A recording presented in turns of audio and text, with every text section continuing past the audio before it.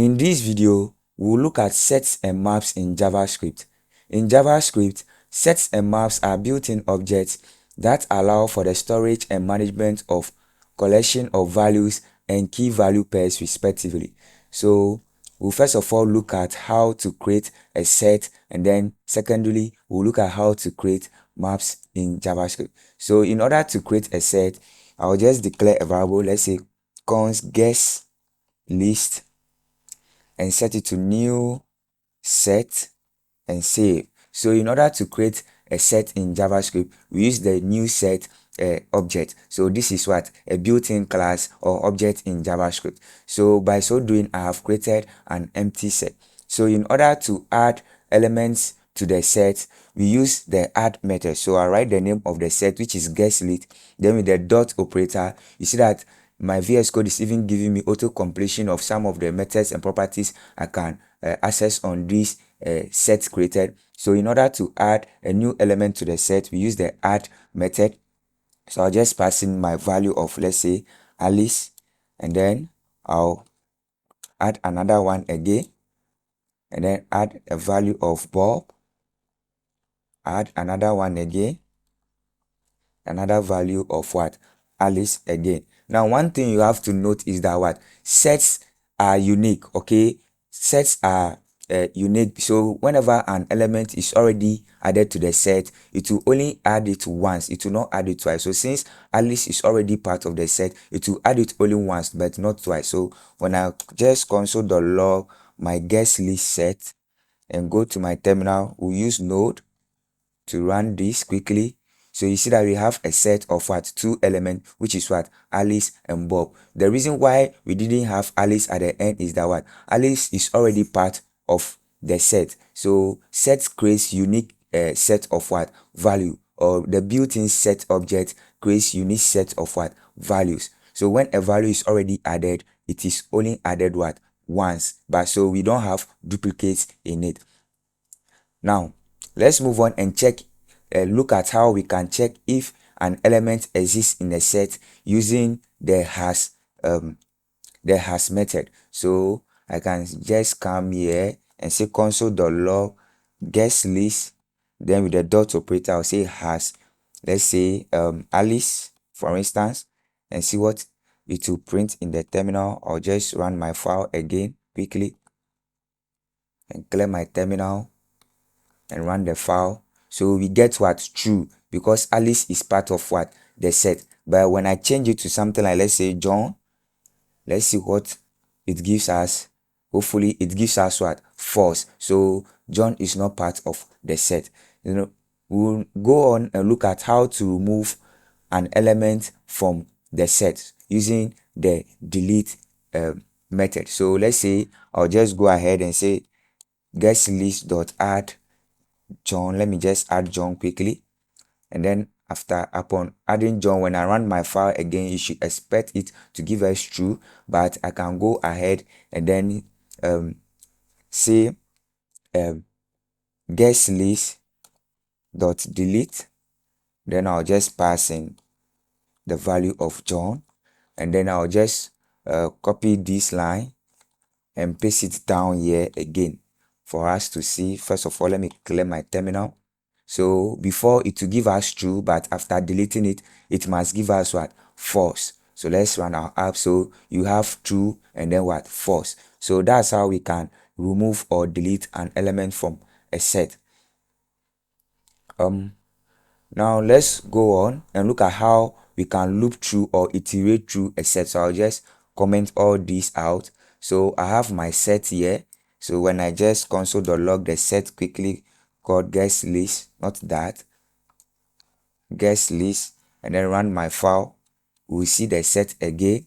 So I've added John. So we have three elements in the set. So let's look at how we can loop through the set using the for of loop. So I can say for, then let guest in guest list,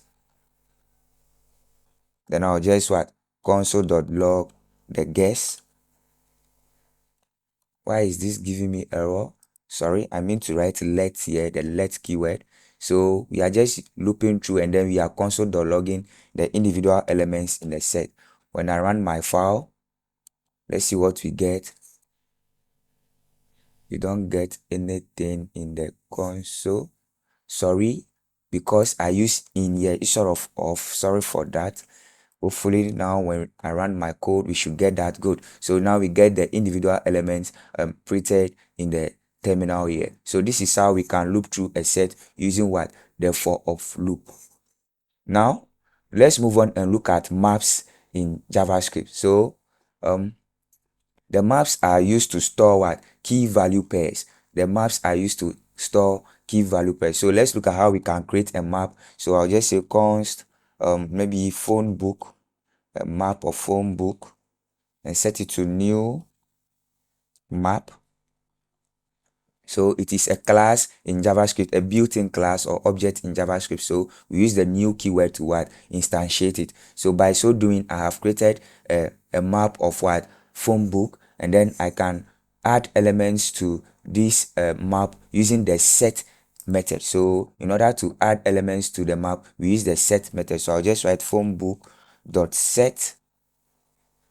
So the key is going to be Alice, and then the value, I'll just put in some random numbers here quickly. It doesn't matter, they are not real numbers. Then I'll go ahead, copy this down, and then maybe change this to Bob, and then change the number a little bit. Yeah. So this is how we can create a map. Finally, let me add that of John too as well.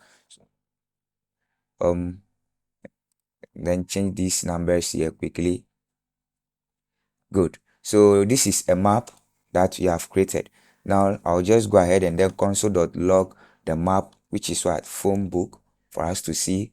I'll clear the console and run my file again.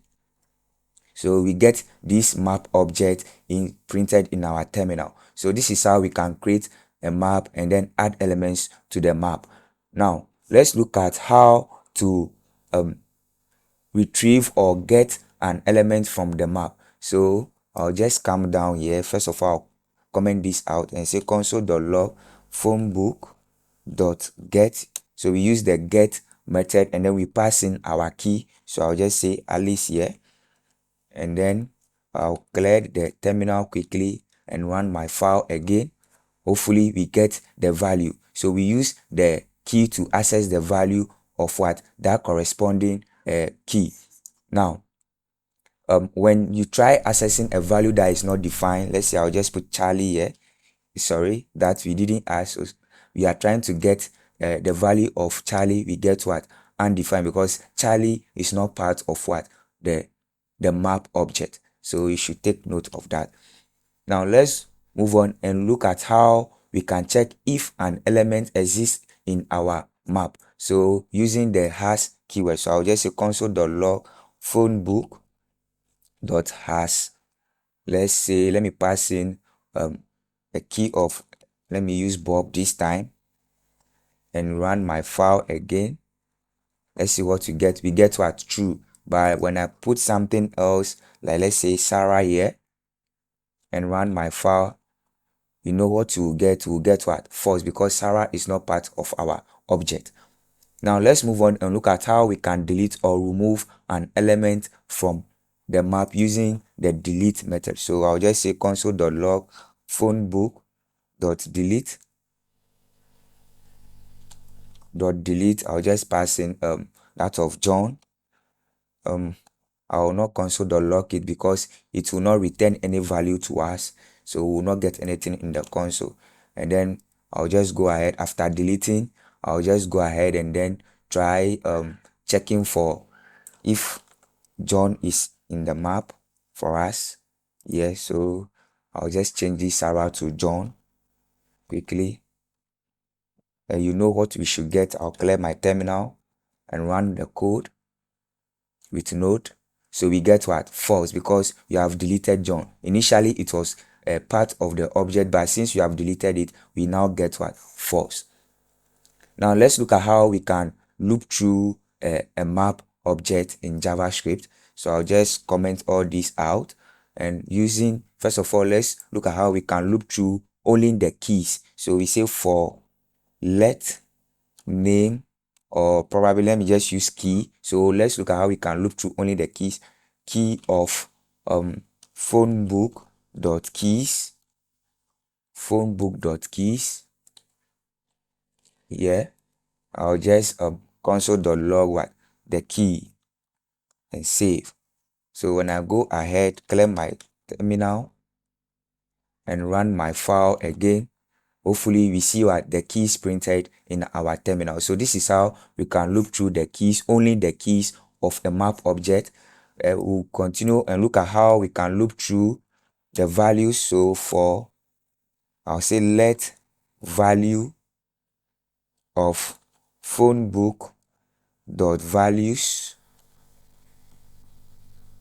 I'll just console.log value, and then when I run my file again, we should get the values printed in our terminal, as you can see. So this is how we can loop through only the values of a map object. And then finally, let's look at how we can loop through the entire map object, both the keys and then the values, using the for of loop. So I'll say for let, I'll destructure them. Let's say key comma value of phone book dot entries. Use the entries method here, and then I'll just console.log. I'll use string interpolation here. So I'll just the key and then the value, and save. Let me clear my terminal quickly and run my file. So you see that we get the keys and then the values printed in the terminal here. So this is how we can create and then set elements to both maps and then set objects in JavaScript, and how we can iterate through them using the for of loop. So some key things to take away from this video is that sets are useful for storing unique items, and then maps are useful for associating keys with values. So that's all for this video. Please follow and subscribe for more videos and contents like this. Thank you for watching, and see you in the next one.